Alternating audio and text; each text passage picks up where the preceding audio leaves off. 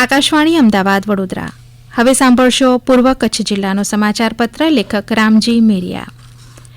વિસ્તારની દ્રષ્ટિએ વિશાળતા ધરાવતો સરહદી કચ્છ જિલ્લો પોતાની અનેક આગવી વિશેષતાઓ ધરાવે છે. શિયાળામાં હાડ થીજાવતી ઠંડી અને ઉનાળે અસહાય તાપ અને 46 ડિગ્રી સુધીની ગરમી અહીં માનવ જીવનને અસર પહોંચાડે છે. સવારે 10 વાગ્યે શરૂ થતી ગરમી અને અગંજવાડાઓથી સાંજે 4 વાગ્યા સુધી જાણે કરફ્યુ જેવો માહોલ સર્જાય છે. પૂર્વ કચ્છના કંડલા, ગાંધીધામ, અંજાર, રાપર અને ભચાઉ વિસ્તારમાં તેની વિશેષ અસર જોવા મળે છે. આ ઉનાળામાં અસહ્ય તાપ અને લૂની અસર ખેતમજૂર અને નાના વ્યવસાય સાથે સંકળાયેલા લોકો ઉપર પડી છે, તો પશુ પંખીઓ પણ સાંજ સુધી છાંયડાવાળી જગ્યામાં ભરાઈ રહેલા જોવા મળે છે. પ્રાણીઓની સાથે જનજીવન ઉપર પણ ઉનાળાની અસહ્ય અસર જોવા મળી રહી છે. ખાસ કરીને અબોલ જીવો માટે જીવદયા પ્રેમીઓ પાણીની વ્યવસ્થાઓ ઊભી કરે છે. પક્ષીઓ માટે પાણીના કુંડાઓ અને ચકલીઘરની વ્યવસ્થા પણ ઠેર ઠેર કરવામાં આવી રહી છે. આવી વ્યવસ્થા થકી લોકો માનવતાનું ઉદાહરણ પણ પૂરું પાડી રહ્યા છે. કાળઝાળ ગરમી અને અસહ્ય તાપની વચ્ચે પણ સેનાના જવાનો સરહદ ઉપર તૈનાત છે. રાષ્ટ્રની રક્ષા માટે વિષમ પરિસ્થિતિમાં પણ ખડેપગે રાષ્ટ્રની સેવામાં હંમેશા તૈયાર રહેનાર જવાનો કુદરતી કે માનવસર્જિત આફતો વચ્ચે પણ સેવારત રહે છે. પહેલગામની ઘટના બાદ સમગ્ર રાષ્ટ્રની સાથે સરહદી જિલ્લાને પણ એલર્ટ કરી દેવામાં આવ્યો છે. પૂર્વ કચ્છમાંથી પસાર થતા વાહનોને કચ્છમાં પ્રવેશતા જ સઘન તપાસ હાથ ધરવામાં આવી રહી છે. સુરજબારી અને આડેસર એમ બંને પ્રવેશદ્વારો ઉપર તંત્ર દ્વારા ચાંપતો રાખવામાં આવ્યો છે, તો વિવિધ એજન્સીઓ પણ કચ્છમાં પ્રવેશનાર ઉપર ચાંપતી નજર રાખી રહી છે.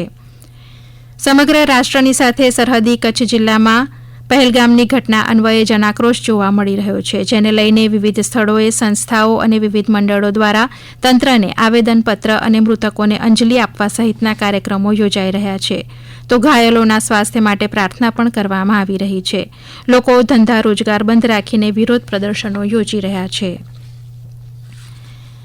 પાકિસ્તાની અને બાંગ્લાદેશી મામલે કચ્છ પોલીસ એલર્ટ છે. સુરત અને અમદાવાદમાં પોલીસે ઘોંસ બોલાવ્યા બાદ સરહદી કચ્છ જિલ્લામાં પણ પરપ્રાંતિયોની ચકાસણી કરીને અત્યાર સુધી કચ્છમાંથી 53 જેટલા પાકિસ્તાની નાગરિકોને પરત મોકલવામાં આવ્યા છે.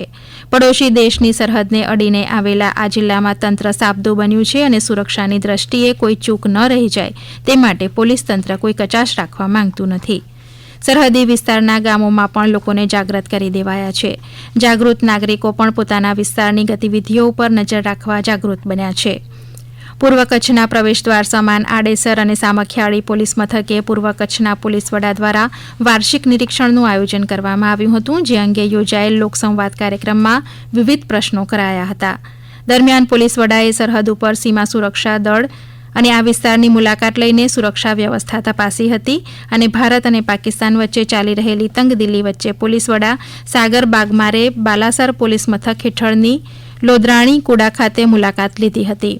લોદરાણી ગામે સરહદ સુરક્ષા અન્વયે લોકસંવાદ કાર્યક્રમનું આયોજન કરવામાં આવ્યું હતું, તેમજ કુડા ખાતે સીમા સુરક્ષા દળના કેમ્પ ખાતે બીએસએફના અધિકારીઓ સાથે સુરક્ષા અંગે ચર્ચા કરવામાં આવી હતી.